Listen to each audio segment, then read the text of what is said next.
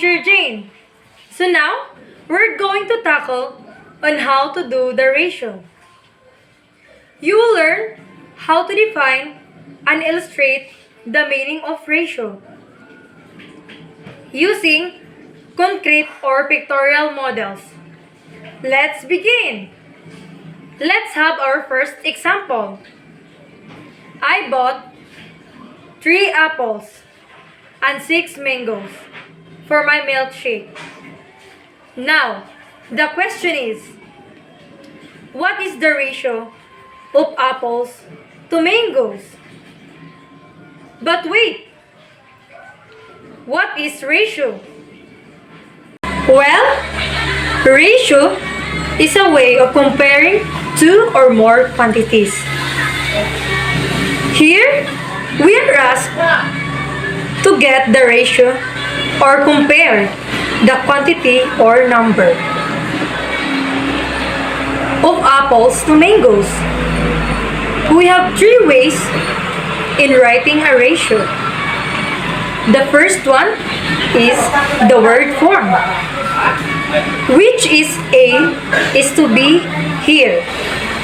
We are going to count first the first item, which is the apples. We have 3 apples.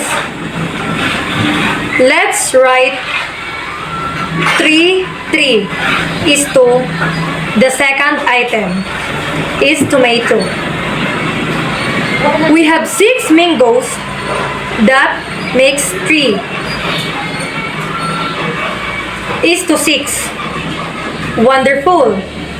Now, for our second way in writing ratio, we have the column form.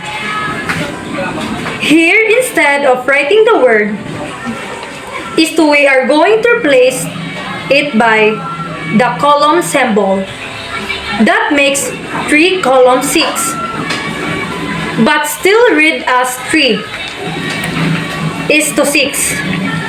Finally, our last way of writing the ratio is the fraction form, where the first quantity serves as the numerator, while the second quantity serves as the denominator, which makes 3 over 6. This means that for every 3 apples, we have 6 mangoes.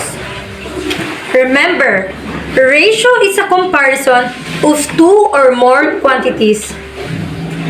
But we can only use the fraction form when we are only comparing 2 or more quantities. Wonderful. Now, like fraction, ratios can be simplified into lowest term as well. Let's have our second example. What is the ratio of apples to bananas? So, the number of apples are 5. And then, the number of bananas is 4. So, apples to banana. So, we will write 5 is to 4 in word form. In column form, 5 is to 4. And then, in fraction form, 5 over 4. These are all correct. Wonderful! Our third example, what is the ratio of watermelons to apples? So, there are 8 watermelons. And then, 5 apples. So, in word form, we will write 8 is to 5. In column form, 8 colon 5. And then in fraction form, 8 over 5. Wonderful! And our last example, what is the ratio of bananas to watermelons? So, watermelons 8, and then bananas, we have 4. So, in word form, so the ratio of bananas to watermelon is 4 is to 8. In column form, we have 4 colon 8. And then in fraction form, we have 4 over 8 or 1/2. So in column form, that in the 4 is to 8, it can be written as 1 is to the same in the fraction form. 1 is to 2. That's all for today. And thank you.